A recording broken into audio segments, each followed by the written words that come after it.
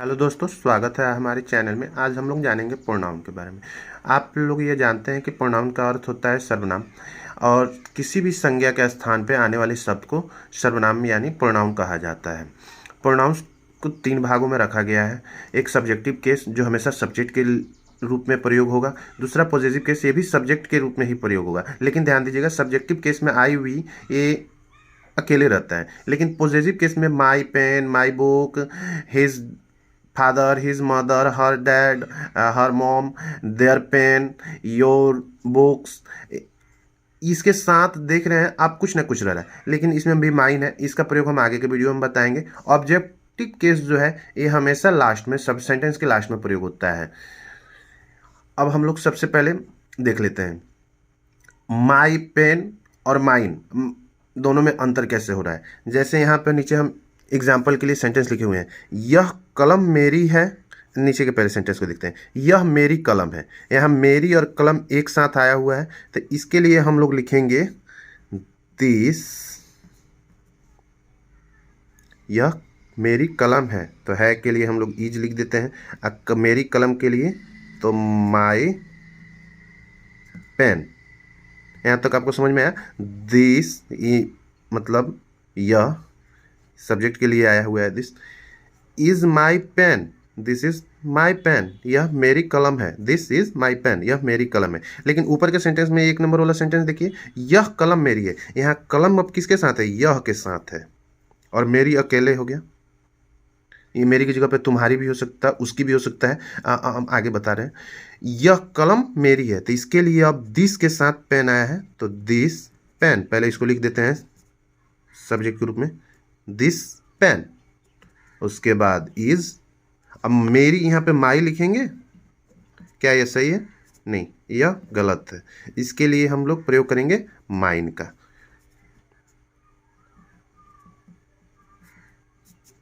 लिखने में थोड़ा प्रॉब्लम हो रहा है।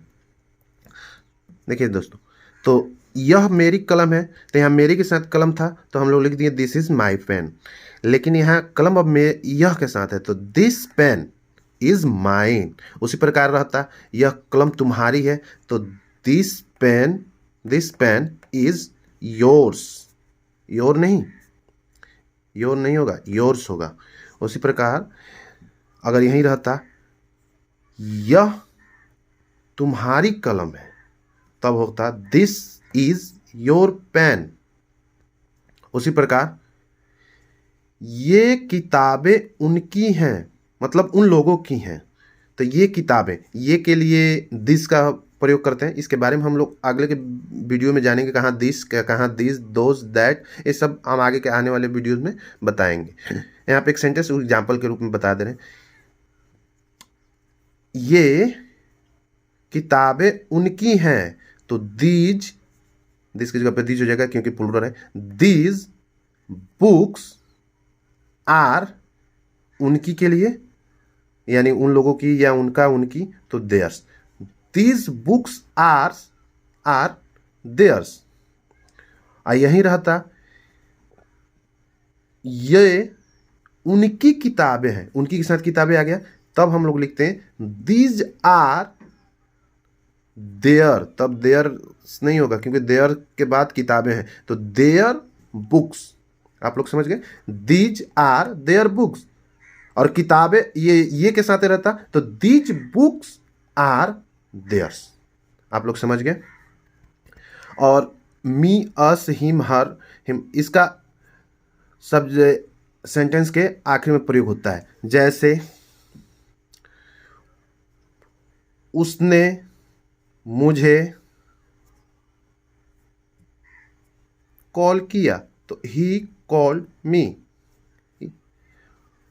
उसने मुझे एक कलम दिया, तो उसने, तो ही या शी दोनों हो सकता है, लड़का या लड़की कोई भी हो सकता है। ही का प्रयोग लड़का के लिए करते हैं और शी का प्रयोग लड़की के लिए।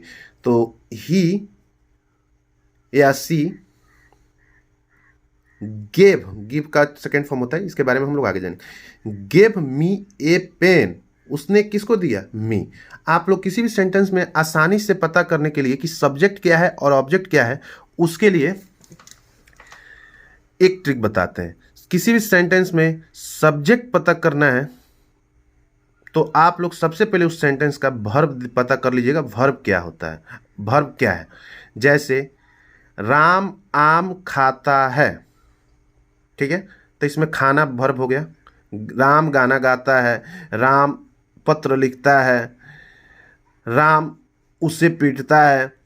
इस सब में एक वर्ब होता है लास्ट, ज़्यादातर लास्ट में ही आपको नजर आएगा। सेंटेंस को आप देखते ही पकड़ लीजिएगा कि वर्ब क्या है। जैसे खाना पीना गाना नहाना, तो यहाँ पे राम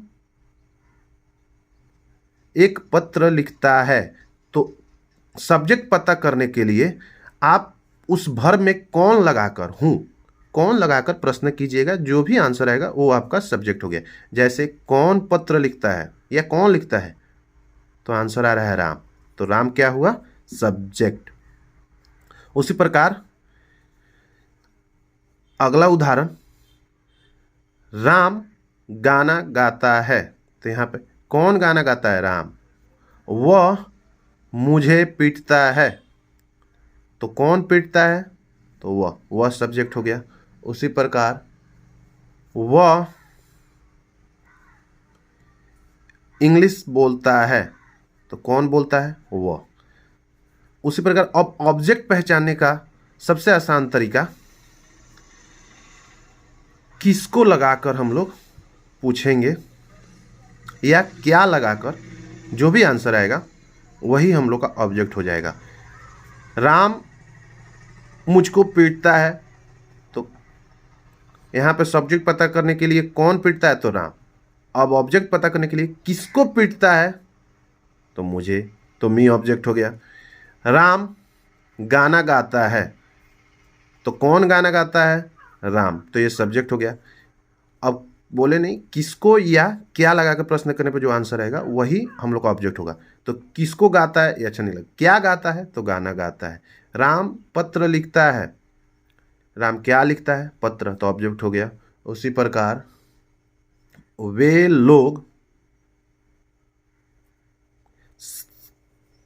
लोग कोई एक सब्जेक्ट, वे लोग खाना खाते हैं, वे लोग पत्र लिखते हैं। वे, यहाँ पे वे लोग के साथ हम लोग किसको लगाकर प्रश्न करेंगे या क्या लगा के, वे लोग क्या लिखते हैं, तो पत्र लिखते हैं, तो पत्र हम लोग का ऑब्जेक्ट हो गया। ठीक है दोस्तों, ऐसे ही आप लोग हमारे साथ बने रहिए और प्रोनाउंस के बारे में अच्छे से समझ लीजिए। इसके बारे में जो भी डिटेल वीडियो है आगे आती रहेंगी, और ये पूरा ये डिटेल चार्ट जो यहाँ पे आप लोग देख रहे हैं, इसको अब मैंने अपने व्हाट्सअप चैनल ग्रुप में डाल दिया है। आप लोग हमारे व्हाट्सअप से जुड़ जाइए और वहाँ पर जो भी चार्ट्स होगी या जो भी वीडियो की अपडेट आएंगे उस ग्रुप में आपको मिल जाएगा। थैंक यू दोस्तों।